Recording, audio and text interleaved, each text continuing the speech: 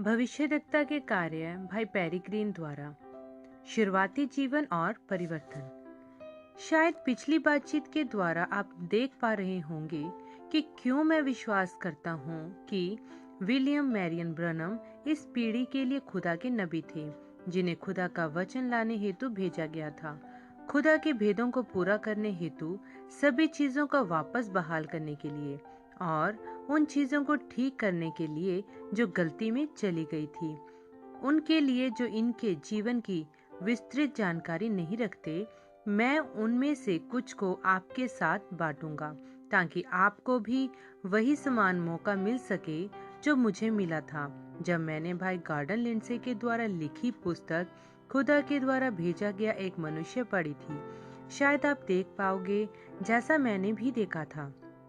उनके जीवन से ही उनके जीवन के लिए खुदा की खास योजना को तुलना के लिए आइए थोड़ा परीक्षण करें बाइबल में उन मनुष्यों के जिक्रों का जो जन्म से ही चुने हुए थे।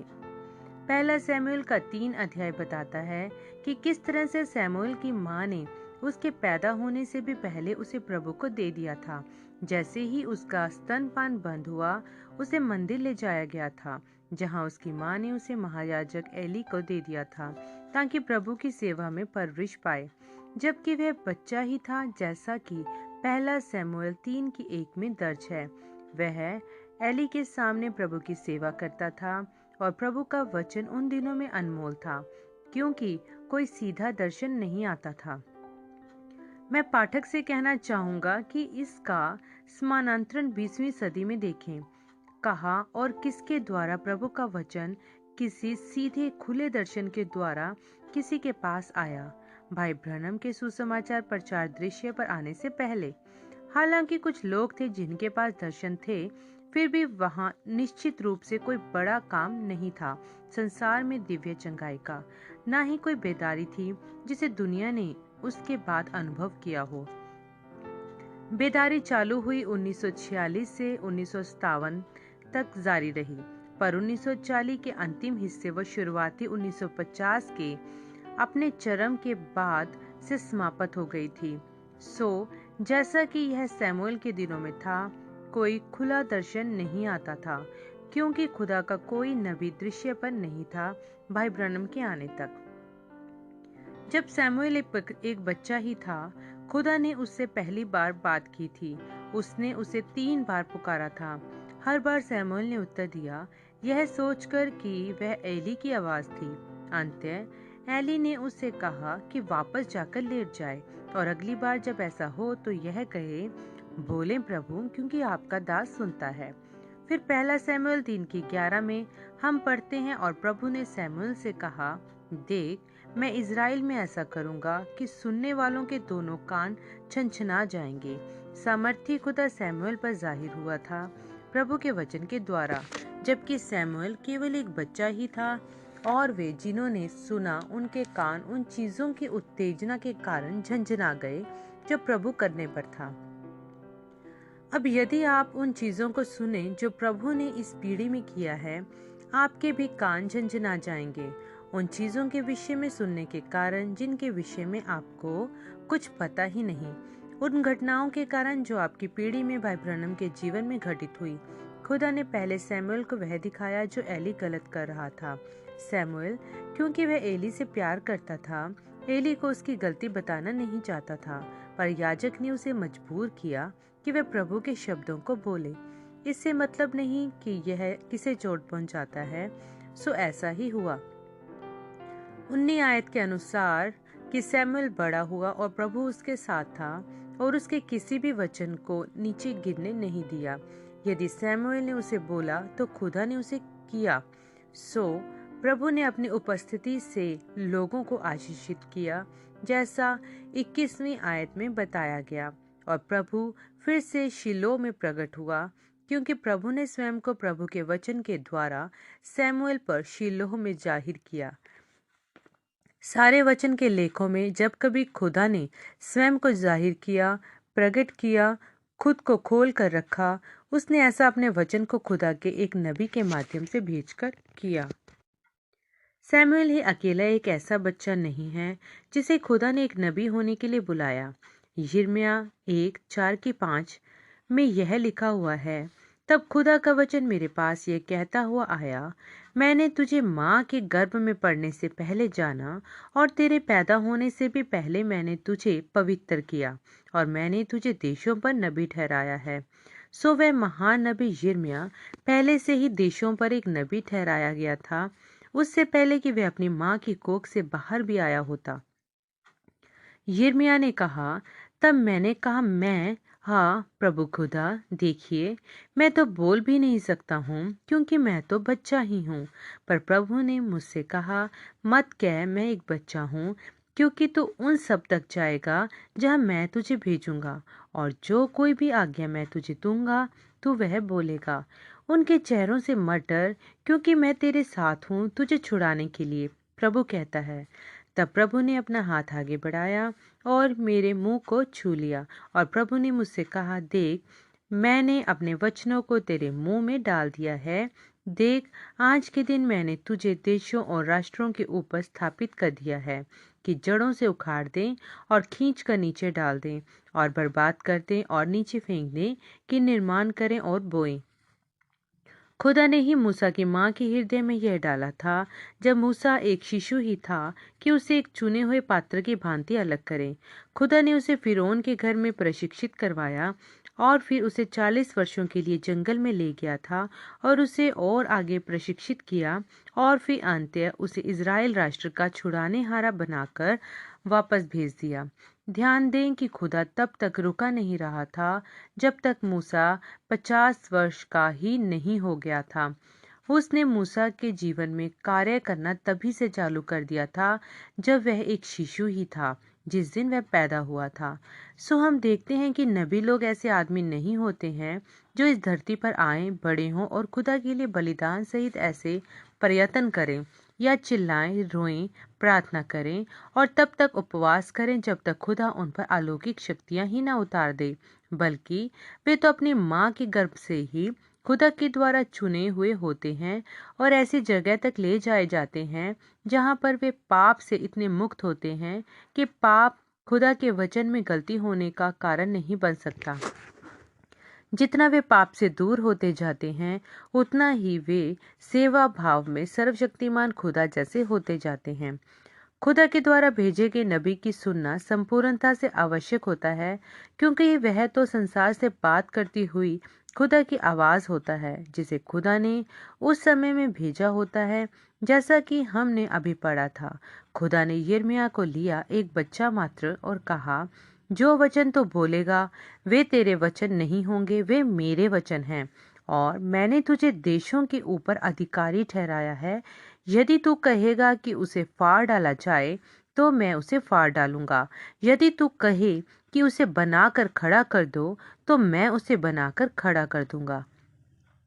क्या आप देख पा रहे हैं कि यह खुदा के द्वारा दिया गया तरीका है? क्या प्रेरितों के कामों की पुस्तक का 3 अध्याय हमें नहीं बताता कि यह कितना आवश्यक है और उन पर क्या न्याय पड़ता है जो खुदा के नबी की सुनने में असफल हो जाते हैं? अब क्या खुदा के लिए यह संभव है कि 20वीं सदी में एक नबी को भेजे? व्यक्तिगत रीति से मैं विश्वास करता हूँ कि वे भेज चुका अपने वचन को पूरा करते हुए। मैं खुदा का धन्यवाद देता हूँ उसके द्वारा अपने वचन को पूरा किए जाने के लिए, क्योंकि उसके बगैर मैं अंधे संस्थागत पंथ के कार्य में कर रहा होता। मैं मनुष्यों की रीतियों पर चल रहा होता, उन्हें खुदा की शिक्षाएं मानते हुए।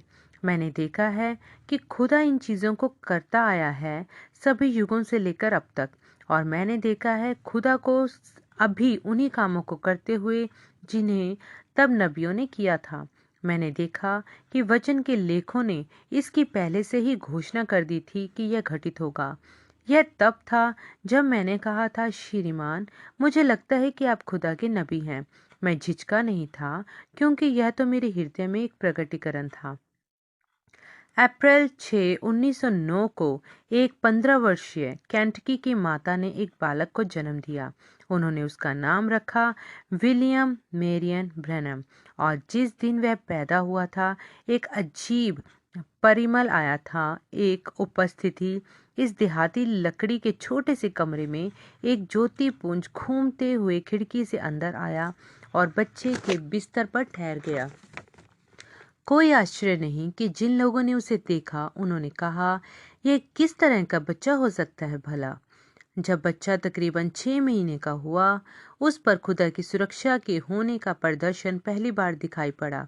वह और उसकी माँ उस कमरे में फंसे हुए थे जबकि पिता काम पर गए हुए थे। चमत्कारिक रूप से निश्चित मृत्यु से बचा लिए गए थे। एक भारी बर्फ के तूफान ने कमरे को अलग कर दिया था। भोजन और जलाने वाली लकड़ी समाप्त हो गई थी। सो जवान माँ ने स्वयं व बच्चे को सारे के सारे बिस्तर में लपेट लिया जो वहां था और बिस्तर पर लेट गई अंत के इंतजार में। पर एक पड़ोसी ने जो थोड़ी दूरी पर रहता था, किसी अजीब बात के तहत जिसे वह समझा नहीं सका, कई दिनों से एक खिंचाव महसूस कर रहा था कि वह उस छोटे से कैबिन में जाए, यह देखने के लिए कि पड़ोसियों का कैसा हाल है। एक दिन उसके अंदर यह इच्छा इतनी प्रबल हो गई कि वह इसे रोक नहीं पाया। वह पहाड़ी को पार करके कैबिन तक गया और पाया कि माँ व बच्चा बस मौत के करीब ही हैं। फटाफट उसने आग जलाने के लिए लकड़ी इकट्ठी की और आग जलाई। भोजन लाने के लिए वापस अपने घर आया और उनकी सेवा करके वापस स्वास्थ्य में ले आया। सो केवल एक अजीब उपस्थिति के द्वारा ही, जिसे मनुष्य समझा नहीं सकता, वह उस घड़ी में वहां तक लाया गया था और इस विशिष्ट 6 महीने के बच्चे के जीवन को बचाया था। 3 वर्ष की आयु में भाई ब्रनम को उनका पहला दर्शन आया था। इस दर्शन की वजह से वे अपनी माता को यह बताने पाए थे कि हालांकि उस वक्त वे लोग केंटकी में रहते थे, किसी दिन वे लोग न्यू एल्बनी नाम के शहर के पार जाएंगे। इस बात को ज्यादा समय नहीं हुआ था कि परिवार केंटकी से पलायन करके ओयो नदी के पार इंडियाना चला गया और कुछ ही समय के कुछ मील दक्षिण में जेफरसनविल इंडियाना में बस गया। बस कुछ ही मील दूर है न्यू एल्बनी इंडियाना से। दर्शन पूरा हुआ था। 7 वर्ष की उम्र में भाई ब्रनम को एक और अजीब अनुभव प्राप्त हुआ था जिसे वे समझ नहीं पाए थे। एक दिन ऐसा हुआ कि पिता की मदद करते हुए उन्होंने स्वयं को एक पॉपुलर के वृक्ष के नीचे से गुजरते पाया, जबकि एक अजीब सी हवा ने पेड़ की पत्तियों को हिलाया, जबकि उस दिन हवा चल ही नहीं रही थी। उन्होंने बताया कि हवा के एक भवंडर ने वृक्ष के एक हिस्से में हलचल मचा रखी थी जो कि एक पीपे के बराबर था और उसमें से एक आवाज ने बोला, कभी सिगरेट मत पीना, शराब मत पीना, ना ही किसी रीति से अपने शरीर को प्रागंदा करना, क्योंकि जब तुम बड़े होंगे तो तुम्हारे करने के लिए कार्य है। वह इस रहस्यमय घटना को समझ नहीं पाया। इसने उन्हें डरा दिया और वे अपनी माँ के पास दौड़ गए। उन्होंने माँ ने सोचा कि इसे सांप ने काट लिया है, फिर सोचा कि वह तो बस एक मानसिक झटके में था। सो उन्होंने उन्हें बिस्तर में लिटा दिया और डॉक्टर को बुलवा भेजा। कुछ ही दिन बाद जब वह मित्रों के साथ खेल रहा था, उसने एक पुल का दर्शन देखा। यह पुल जो उस समय वहां था ही नहीं, ओयो नदी पर लुईविल से जेफरसनविल तक बना हुआ था। उसने अपने मित्रों को बताया कि उसे वहां पर एक पुल दिखाई पड़ रहा है और भयावह बात उसके लिए यह थी कि उसने देखा पुल का एक हिस्सा टूटकर गिर गया और 16 आदमियों को जो उस पर थे मौत के घाट उतार दिया। जाहिर सी बात है उसके दोस्तों ने यह बात पूरे मोहल्ले में जा बताई, पर 13 साल बाद वह पुल बना 16 आदमियों की जान की कीमत पर। वह पुल आज भी खड़ा हुआ है जेफरसन व लुईविल के बीच में। एक बार एक जवान व्यक्ति के रूप में एक लड़की ने उसका मजाक उड़ाया था क्योंकि वह सिगरेट नहीं पी सकता था और उसने वाकई में कोशिश की थी कि वह पीकर दिखाए और उसका मुंह बंद कर दे। उसकी गवाही यह है कि जैसे ही उसने सिगरेट को हाथ लगाया, उसे उसी भवंडर की आवाज़ फिर सुनाई दी और जितना उसने कोशिश की उतनी ही वह प्रबल होती गई, जब तक कि उसकी तेज थपेड़े की आवाज़ ने उसे डरा ही न दिया। उसने फिर कभी सिगरेट नहीं पी। एक और बार एक आदमी ने उसे शराब पीने को दी, युवा विलियम ब्रनम के पिता की उपस्थिति में, और जोर दिया कि वह उसे पिए। वह एक घूंट भरने ही वाला था क्योंकि उसके अपने पिता ने ही उसे एक छोकरी जैसा बुलाया था। जब फिर से हवा का भवंडर आ गया था, फिर भी वह बोतल को अपने होठों की ओर ले जाता रहा। वह हवा और जोरदार होती गई जब तक कि उसने उसे डरा ही न दिया और वह वहां से भाग गया। उसने खुदा की अवज्ञा नहीं की, असल में वह कर ही नहीं पाया, क्योंकि उसके जीवन के लिए खुदा की एक योजना थी जिसे वह खुद ही घटनाक्रम में ला रहा था। लड़कपन की उम्र में वह एक बार एक मेले में गया और वहां एक भविष्य बताने वाली उसके पास चलकर आई और बोली, जवान, क्या तुम्हें मालूम है कि तुम्हारे पीछे पीछे एक चिन्ह चल रहा है? ये कितना अधिक उसी बात की तरह है जब दुष्ट आत्मा ने यीशु से कहा था, हम जानते हैं कि तू कौन है, तू मसीह है, खुदा का बेटा। याजकों और धार्मिक अगुए, जो मसीह के समय के दुनिया भर के सबसे धार्मिक लोग थे, उसे नहीं पहचान पाए, जबकि दुष्ट आत्माएं पहचान गई थी। वैसा ही भाई ब्रनम के जीवन में भी था। जब पौलुस प्रेरित प्रचार करने थुआतीरा को गया, उसका स्वागत नहीं किया गया था, बल्कि बेड़ियों में जकड़ दिया गया था और एक युवती ने कहा था, यह पौलुस है जो हमें मसीह का प्रचार करता है, उद्धार का संदेश। उसके अंदर तो एक दुष्ट आत्मा थी जिसने पहचान लिया था कि पौलुस था कौन, जबकि दूसरे उसे घात करने की ताक में थे। वैसा ही इस पीढ़ी में भी था। दुष्ट आत्मा यह पहचान जाया करती थी कि भाई ब्रनम में कुछ तो फर्क है।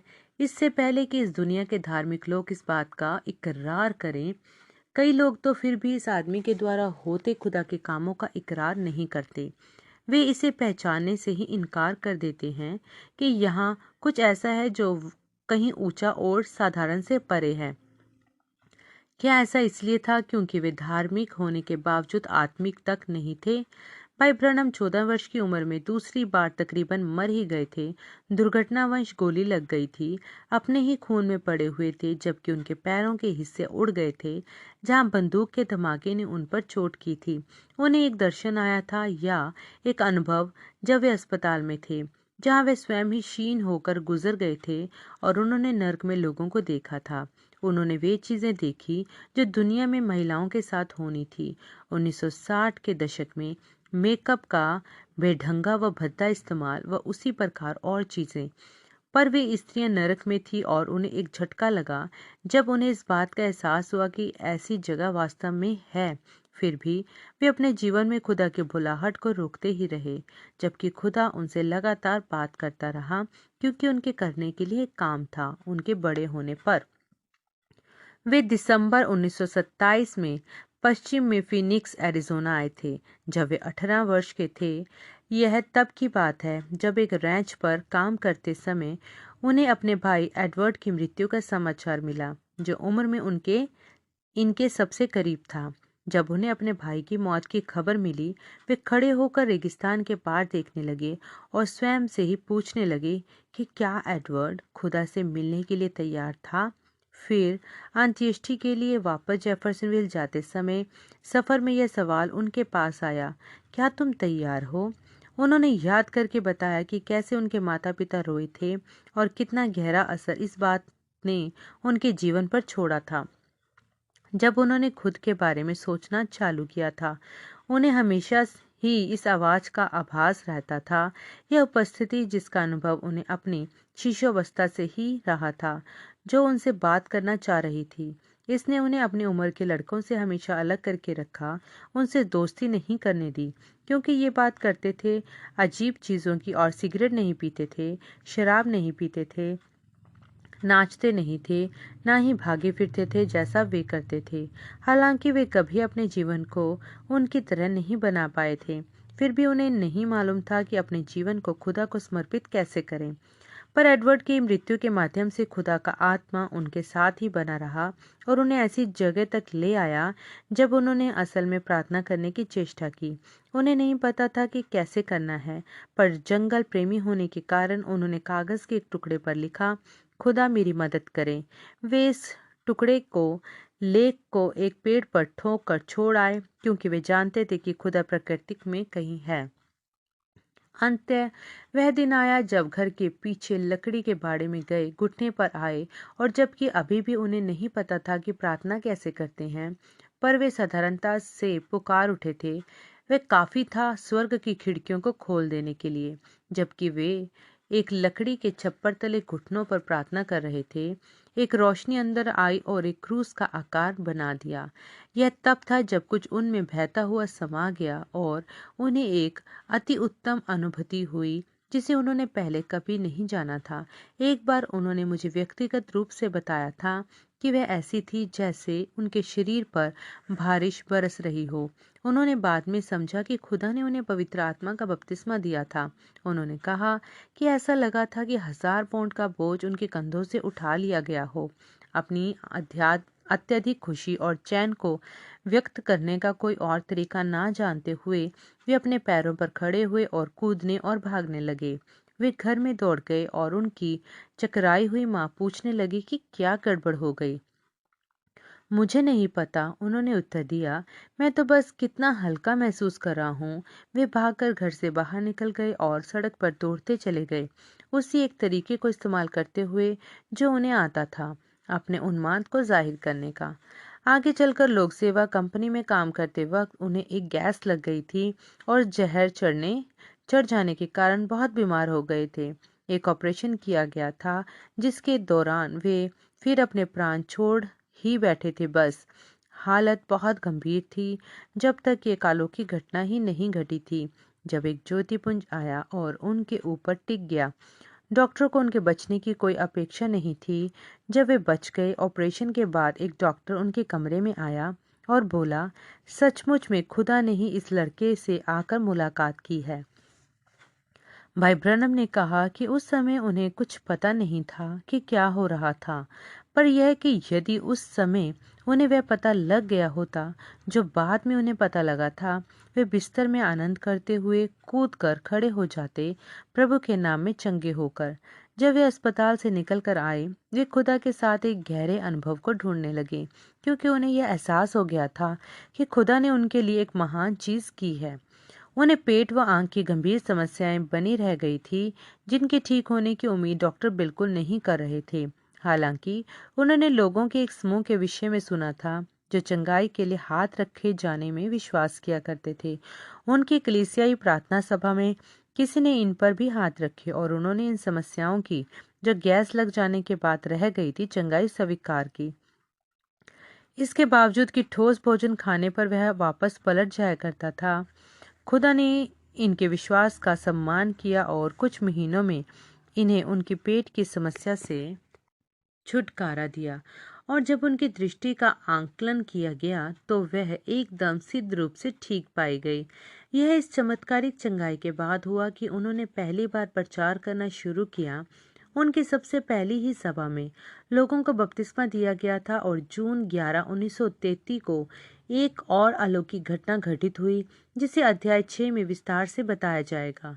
1933 में उनके जीवन में जबरदस्त चीजें होने लगी, जिसका पूरी तरह वर्णन करने के लिए तो पूरी पुस्तक को अलग से लिखे जाने की आवश्यकता पड़ेगी। पर जब भाई ब्रनम ने प्रचार करना और अपना चर्च बनाना शुरू किया, खुदा ने उन्हें दर्शन दिए और मैं यह सच्चाई से कह सकता हूँ कि खुदा जाहिर होना शुरू हो गया, क्योंकि खुदा का वचन अब खुले दर्शन के माध्यम से आने लगा था। सैकड़ों वर्ष के बाद खुदा ने फिर से इस पीढ़ी के लोगों से आकर मुलाकात की, इस नबी के माध्यम से।